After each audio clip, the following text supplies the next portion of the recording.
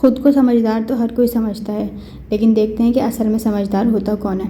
अगर आप भी ख़ुद को समझदार समझती हैं या फिर अपने आप को समझदार बनाना चाहती हैं तो आज की इस वीडियो को एंड तक लाजमी देखिएगा और अपनी समझदारी वाली निशानियाँ अपने घर वालों को बताइएगा और बताइएगा कि आप कितनी समझदार हैं। घर के काम करते रहेंगे और साथ ही साथ आपको समझदार औरत की निशानियाँ बताती जाऊँगी और साथ ही बनाएंगे आलू कीमा मटर की मज़ेदार रेसिपी। तो एनर्जी ड्रिंक से वीडियो को स्टार्ट करते हैं। अस्सलाम वालेकुम प्यारी बहनों, आज हम बात करेंगे एक ऐसे टॉपिक पे जो हर घर और हर रिश्ते की बुनियाद है और वो होती है एक समझदार औरत। देखें, पढ़ा लिखा होना एक अलग बात है और समझदार होना एक अलग बात है। ठीक है, आज मैं आपको 12 ऐसी निशानियाँ बताऊँगी जो एक समझदार औरत में होती हैं। साथ में थोड़ी अपनी बातें भी होंगी और मज़ेदार से खाने भी बनाएंगे, एक प्यारी सी हदीस भी शेयर करूँगी।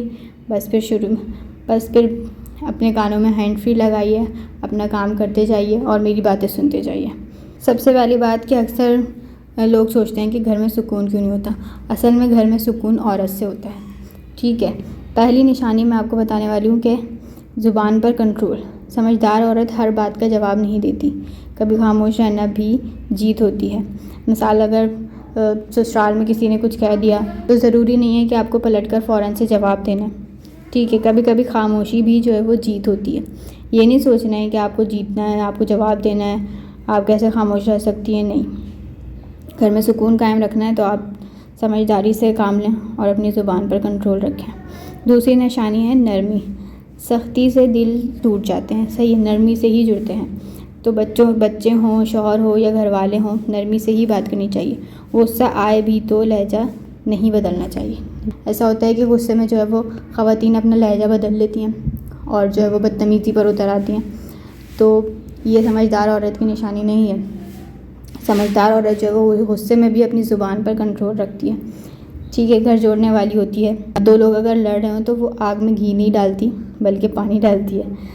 तो घर में जो है वो लड़ाई कम होती है, टेंशन कम होती है और वो यही सोचती है कि इस लड़ाई को ख़त्म कैसे किया जाए। ठीक है, वो ये नहीं सोचती है कि जो है वो मतलब वही वाली बात कि जो है वो किस तरह से जीता जाए। ठीक है, जीतना नहीं है, असल में रिश्ते कायम रखना है। चौथी निशानी है पैसे की समझ। ठीक है, समझदार औरत की निशानी है कि वो फजूल खर्च नहीं करती। अगर उसे 1000 रुपये का सूट लेना है तो वो उसके लिए 100 बार सोचेगी। वो यही सोचेगी कि ये 1000 रुपये जो है वो बच्चों के किसी काम आ जाएंगे, शौहर के किसी काम आ जाएंगे, किसी घर की कोई ज़रूरत की चीज़ आ जाएगी, कोई घर की अच्छी सी चीज़ आ जाएगी। ठीक है, वो फ्यूचर के लिए सेव कर लेती है और यही असली समझदारी है। ठीक है, अच्छा, निशानी है हमारे पास 5वीं, प्लानिंग वाली। प्लानिंग, ठीक है, समझदार औरत एक दिन पहले से ही सोच कर रखती है। अगर उसे कहीं जाना है तो वो सोच कर रखेगी कि अगले दिन मुझे क्या क्या काम करना है सुबह उठकर। ठीक है, उसे कुछ बनाना है तो वो सोच कर सोएगी रात को कि क्या बनाना है अगले दिन। ठीक है, और इसी तरह से समझदारी है और इसी तरह से जो है वो एक समझदार औरत चलती है, घर चलाती है। उसके बाद छठी निशानी है सुनने वाली। ठीक है, वो सिर्फ बोलती नहीं है, सुनती भी है। शौहर जैसे अगर थका हुआ आया है तो पहले उसकी बात सुनेगी। ठीक है, बच्चा अगर शिकायत करेगा तो उसको टाइम देगी, उसकी बात सुनेगी। ठीक है, उसका मसला सॉल्व करेगी और जो है वो सुनने से ही जो है वो आधे मसले जो है वो सामने वाले के वैसे ही सॉल्व हो जाते हैं। अच्छा, 7वीं निशानी है कि शुक्रगुजार होगी। छोटी छोटी चीज़ों पर अल्लाह का शुक्र अदा करेगी। खाना अच्छा बना है तो शुक्र अदा करेगी, बच्चे सेहतमंद हैं अल्लाह का शुक्र अदा करेगी, शिकवा नहीं करेगी, शौहर से लड़ेगी नहीं छोटी छोटी चीज़ों पे कि उसको ये चीज़ चाहिए, अल्लाह का शुक्र अदा करेगी जो है उसके पास और जहाँ है वो उसी में खुश रहेगी। और वैसे भी जहाँ शुक्र होता है वहाँ बरकत खुद ब खुद आ जाती है। ठीक है, तो 8वीं निशानी है माफ़ करने वाली। ठीक है, छोटी छोटी बातों को दिल से नहीं लगाती। अगर किसी ने कुछ कह दिया उसको तो 3 दिन तक वो ये याद नहीं रखेगी कि मतलब उसने 3 दिन पहले मुझे ये कहा था, मैं उससे बात नहीं करने वाली। तो ऐसा नहीं है।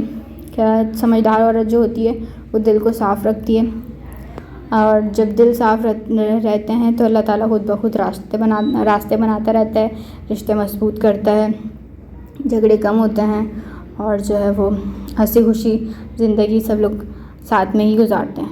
निशानी नंबर 9 है सीखने वाली। मतलब उसकी उम्र, एक समझदार औरत की उम्र चाहे 20 साल हो या वो 50 साल की हो, ठीक है, वो सीखना नहीं छोड़ती।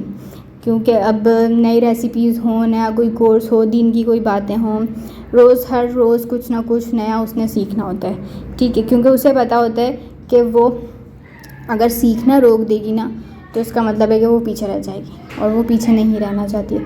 समझदार औरत को हमेशा सीखते ही रहना चाहिए, वो सीखती रहती है। वैसे भी एक हदीस है कि माँ की गोद से कब्र की आगोश तक इल्म हासिल करो।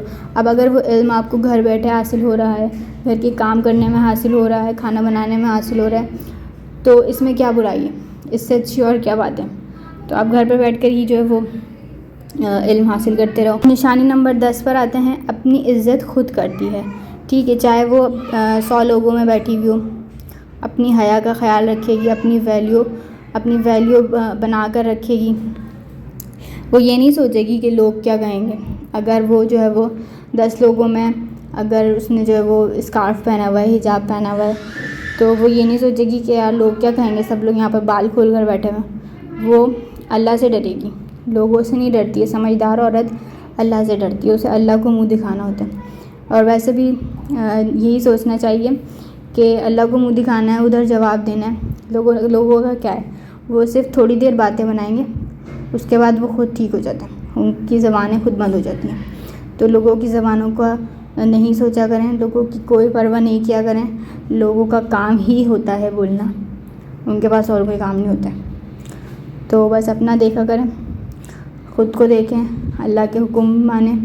जो अल्लाह ताला ने रास्ता दिखाया है, हमें दोनों रास्ते दिखाए, नेकी का भी दिखाया है और बुराई का भी दिखाया है। और अल्लाह ने कह दिए कि 2 रास्ते हैं तुम्हारे पास।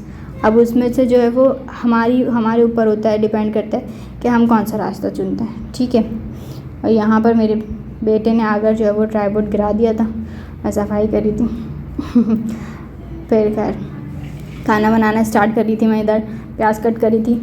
प्याज कट करते करते मैं आपको निशानी नंबर 11 बताती हूँ, सब्र और तवक्कुल। ठीक है, मुश्किल आए तो वो टूटती नहीं है। ये नहीं कहती कि मतलब मेरे ऊपर ही ये वक्त क्यों आ गया, या अल्लाह ताला से शिकायत नहीं करती कि अल्लाह ताला मैं ही मिली थी कि मतलब मुझे इतना परेशान रखा, मुझे इतना परेशान किया। तो वो ये नहीं करती। समझदार औरत जो होती है वो कहती है ये वक्त भी गुजर जाएगा, अल्लाह ताला बेहतर करेगा, या इसमें भी जो है कोई ना कोई बेहतरी ही होगी। ठीक है, हो सकता है कि जो अच्छा वक्त था उसमें इतनी बेहतरी ना हो, और अगर बुरा वक्त आया है उसमें अगर कुछ बुरा हुआ भी है तो वो किसी अच्छे काम के लिए हुआ है। ठीक है, वो ये सोचती है। प्याज कट करने के बाद जो है वो मैंने ऑयल गरम किया। ऑयल गरम करने के बाद प्याज डाली। जब वो प्याज अच्छी तरह से ब्राउन हो गई, बहुत डार्क ब्राउन नहीं करनी वरना जो है वो टेस्ट ख़राब हो जाएगा। जब वो गोल्डन ब्राउन हो जाए तो उसमें जो है वो अच्छा, जब तक प्याज ब्राउन हो रही थी मैं दूसरी तरफ जो है वो चावल बना रही थी पाए के सालन का। पाए का सालन बचा हुआ था पहले का, तो वो मैंने निकाला, उसको मैंने गरम किया, उसमें पानी ऐड किया और नमक, लाल मिर्च, हल्दी अब अपनी टेस्ट के अकॉर्डिंग ऐड कर लेगा, क्योंकि मुझे बहुत कम क्वांटिटी में बनाना था। तो मैंने जो है वो सिर्फ नमक ऐड किया था, मिर्च और हल्दी वगैरह ऐड नहीं की थी, ताकि जो है वो बच्चे भी खा लें। तो फिर बस मैंने पानी ऐड किया, नमक डाला और चावल ऐड कर दिए उसमें।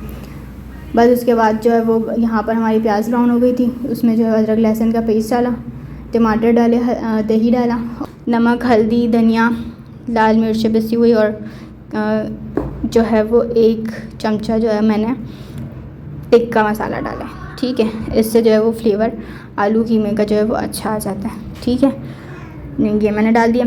बस उसके बाद इसे अच्छी तरह से भून लेंगे। इसे अच्छी तरह से भूनने के बाद जो है वो वहाँ पर जो है वो हमारे चावल में बॉयल आ गया था, पाए वाले चावल में बॉयल आ गया था, उससे जो है वो हमने दम पर लगाया। और यहाँ हमने अपनी हांडी में जो है वो क्या कहते हैं कीमा धोकर रखा था, वो हमने ऐड किया, पानी डाला और जो है वो उसे कुकर पर दम लगा दिया। ठीक है, अब मैं आपको बताने वाली हूँ निशानी नंबर 12, सुकून तलब होती है, मतलब सुकून फैलाने वाली होती है।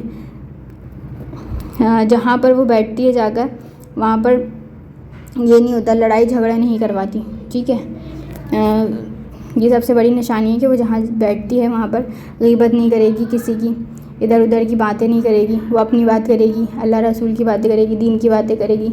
और जो है वो उससे क्या होगा कि जो है वो एक तो गीबत से बचता है बंदा, और फिर दूसरा ये है कि वहाँ पर लड़ाइयाँ नहीं होती, सुकून रहता है। तो यही समझदार औरत की निशानी है। कीमा जो है वो बन गया था, बस इसमें जो है वो आलू कट करके डाल देना है, मटर धोकर डाल देनी है, उसके बाद उसमें थोड़ा सा पानी ऐड करना है कि ये दोनों चीज़ें गल जाएँ।